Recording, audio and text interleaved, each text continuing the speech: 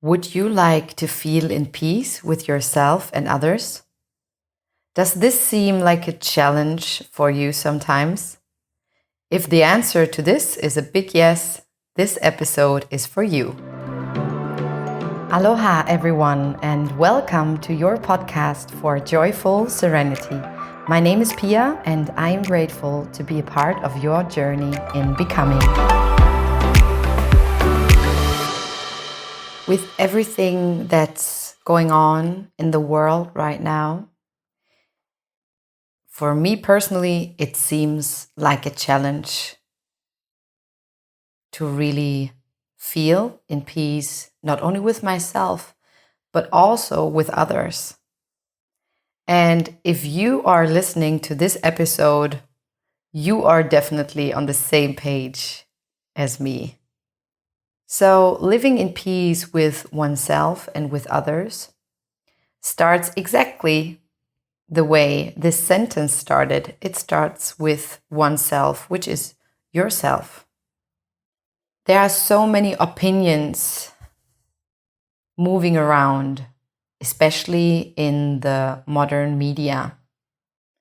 Most of the households worldwide, in the US, also in Germany, in many other countries, do have a TV in their home. And there's a lot of news and a lot of things that are shown in the TV are shown because we should see these things.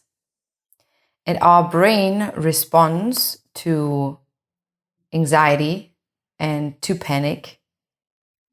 And as soon as there's something that stimulates this specific part in our brains, we are starting to create the biggest pictures and the craziest possible outcomes of whatever is shown, whatever our eyes receive, our ears hear. So, which is why I'm coming to the first point, the first thing that really helps me to be in peace with myself and with others is, first of all, to be very cautious and conscious about what I consume. Be it food, where I, for example, try to really buy as much unprocessed food as possible, talking about vegetables, fruits, nuts, whatever comes directly out of this earth. If I talk about drinks, what do I drink? What is fuel to my body? Just think about your body as your beautiful wonder machine. And what does this machine need to really function properly? It needs fuel. And what is closest to the source, to yourself and to nature? Think about what you drink. Is it water? Or is it other stuff? Think about what you put into your system also for your mind. If you're listening to this podcast right now, you are doing yourself a favor. Not only because maybe my voice is soothing your soul, maybe also because what you're hearing is something that makes you nod and deeply understand. And maybe these are things that will challenge you. And yes, I challenge you. I challenge you to think differently about some things and don't believe everything you say. Same with what I'm saying right now. You don't have to believe everything I say, but you can at least try it out for some time and then talk about the experience you made. So this is another thing. If you're talking to yourself and to others, to yourself first, we are talking to ourselves all the time, right? We're talking out loud to ourselves. Ah, you stupid. Ah, you already forgot XYZ. Or maybe you're talking silently to yourself in your head when you're moving through your thoughts. But just be aware that whatever you're talking about, your subconscious is always listening with big ears. So whatever you tell yourself will become your truth.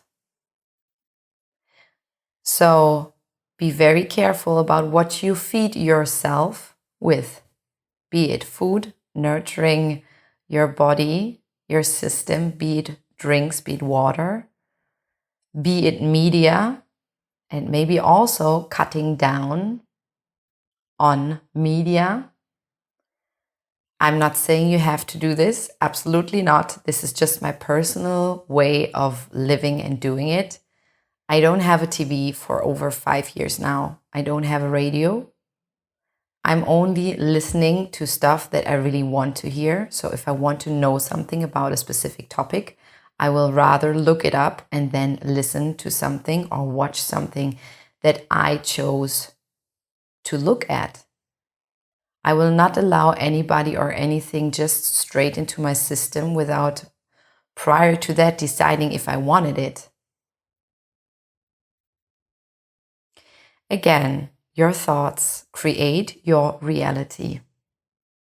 Everything you believe is true. Listen again. Everything you believe is true. Our body cannot decide if what we are feeling is a real experience or if it's just the thought. So maybe you have watched a horror movie or even the news and you felt scared. You felt so scared. Let's say you have watched a zombie movie. I can't do it, I'm afraid. But I tried when I was earlier. So when you watch this movie and like your heart starts pumping really hard and you start to sweat and your ears get very sharp, so you're hearing every voice in the apartment, every voice in the house, every noise. Come on, you know that this is just a movie, but your body doesn't know. So your body responds on your thoughts and your brain says, oh my God, this is dangerous. So you are experiencing the feeling of being in this zombie movie as if this would really happen to you. So just imagine if you can do it this way, just thinking and experiencing things without them being real. How much power is in your thoughts and in your beliefs to turn it around? Everything you believe is true. It's true for yourself. It doesn't have to be true for everyone on the world, but just imagine something that you believe. Something that you believe is your personal truth. And with knowing that, you have the greatest power of all. You know who's responsible for your thoughts and for your feelings and for your actions. Take a guess. Yes, it's you. And I feel that there might be a little, what is it called? A little stop sign for you that says, but the others. It's not all on me, it's the others. They're behaving like this, they're doing like that. You can't control how other people behave. You can control what you think, what you feel, and what you do. So with that knowing that you are not responsible for anybody else's thoughts or feelings or actions, you're only responsible for yourself. But this is a responsibility that is 100%. So before pointing a finger on anybody else or everybody else, what they're doing wrong in your opinion, maybe challenge yourself to look inside yourself, because how you react on somebody else is just a mirror of yourself. How you react on somebody else just shows you your feelings towards them. So this is really interesting. And how other people behave shows how they are feeling. So if somebody is acting really aggressive, this has nothing to do with you. It is themselves. I dare you for this episode, and maybe for the next coming week, to really be the curious observer. Be the observer of yourself. Allow yourself to wake up daily and observe your thoughts. We have 60 to 70,000 thoughts each day, and 90% of these thoughts are repetitive. So you're nearly thinking the same stuff every day. So how do you want to create something new, new feelings, new experiences, if you always experience the old patterns every day? How you can break this cycle is, for example, a very simple but very sweet exercise that I have been doing for over 3 years now, that totally changed my energy, my vibe, my feelings, and also my surrounding. It has a huge impact on everyone around me. Everyone who has got in contact with me knows that I am pretty positive, that I'm optimistic, yet realistic, that I am a force, that I am really forward, moving, proactive, but also compassionate.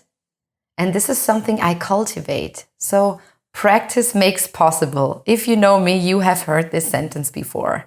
Practice makes possible. What you can do, and this is a little exercise for the curious observer to start their day right, or to start their day with a little blessing, is waking up in the morning and writing down in the beginning. This might be weird for you if you have not practiced that before, but just remember, practice makes possible. And just because it's weird, it's not wrong. It's just different than what you're used to.